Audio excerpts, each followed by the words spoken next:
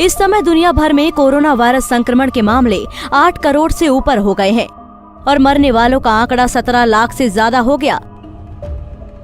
आज पूरी दुनिया कोरोना की वैक्सीन बनने का इंतजार कर रही है। ऐसे मुश्किल समय में दुनिया के लिए भारत वैक्सीन गुरु बनकर उभरा है। दुनिया की निगाहें भारत की उन 8 कंपनियों पर है जहां पर कोरोना की वैक्सीन विभिन्न क्लिनिकल ट्रायल से गुजर रही है। भारत सरकार ने कहा है कि भारत में जल्द ही टीकाकरण की प्रक्रिया शुरू हो जाएगी। आंध्र प्रदेश, गुजरात, पंजाब और असम में 28-29 दिसंबर को टीकाकरण का पूर्वाभ्यास होगा। वहीं दुनिया भर में कोरोना वायरस फैलाने वाले चीन ने सबसे पहले कोरोना वैक्सीन साइनोवैक बायोटेक बनाने का दावा किया था, लेकिन चीन की ये वैक्सीन सार्वजनिक इस्तेमाल के लिए लॉन्च होने से पहले ही विवादों में घिर गई है। फ्लॉप वैक्सीन के चलते पिछड़ा चीन जो कोरोना वैक्सीन बनाने की रेस में सबसे आगे चल रहा था, अब उसकी वैक्सीन साइनोवैक बायोटेक के विवादों में घिर जाने से पिछड़ गया है। चीन ने साइनोवैक बायोटेक को बेचने के लिए ब्राजील सहित आसियान देशों को लुभाना शुरू किया था, लेकिन उसकी वैक्सीन थाईलैंड, फिलीपींस और मलेशिया में बुरी तरह से विफल रही, जिसके चलते उन देशों ने अब अमेरिका और ब्रिटेन की तरफ रुख किया है। ब्राजील में भी साइनोवैक सिर्फ 50% ही प्रभावकारी साबित हुई है। अब तो चीन को भी अपनी वैक्सीन पर भरोसा नहीं रहा है। उसने जर्मन कंपनी बायोएनटेक को कोविड-19 वैक्सीन को 10 करोड़ डोज का ऑर्डर दिया है।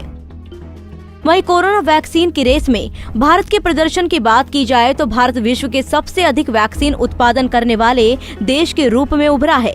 दुनिया भर में बिकने वाली कुल कोरोना वैक्सीन का 60% उत्पादन भारत में ही होने जा रहा है, जिस वजह से भारतीय फार्मास्यूटिकल कंपनियां अपनी वैक्सीन उत्पादन क्षमता को बढ़ा रही है। इन देशों ने भारतीय वैक्सीन के दिए order. Bangladesh, Myanmar, Qatar, Bhutan, Switzerland, Bahrain, Austria और दक्षिण कोरिया जैसे देशों ने टीकों की आपूर्ति के लिए भारत से संपर्क किया है। इन 8 कंपनियों ने उठा रखा है वैक्सीन बनाने का जिम्मा। Serum institute of India, Bharat biotech, biological E limited, Zydus Cadila, hetero biopharma, doctor Reddy laboratories, Geneva biopharmaceuticals, panacea biotech. Bharat के लक्ष्य में अगस्त तक अपने 80 करोड़ लोगों को टीका लगाने के अलावा पड़ोसी देशों की मदद करना भी शामिल है। भारत ने आश्वासन दिया है कि वो इच्छुक देशों को कोल्ड चेन और स्टोरेज कैपेसिटी बढ़ाने में भी मदद करेगा, ताकि उन्हें कोरोना वैक्सीन के भंडारण में कोई दिक्कत न आए। भारत में भले ही कोरोना संक्रमण के मामले दुनिया भर में दूसरे सबसे ज्यादा हों, लेकिन इसके बावजूद Bharat Maldives, Mauritius, Madagascar, Comoros और सेशेल्स में अपने चिकित्सा दल को भेज रहा है। दुनिया भर में निर्यात के लिए भारत में हर दिन 5 लाख से अधिक पीपीई किट और 3 लाख से अधिक N95 मास्क का निर्माण हो रहा है। Press the bell icon on the YouTube app and never miss another update.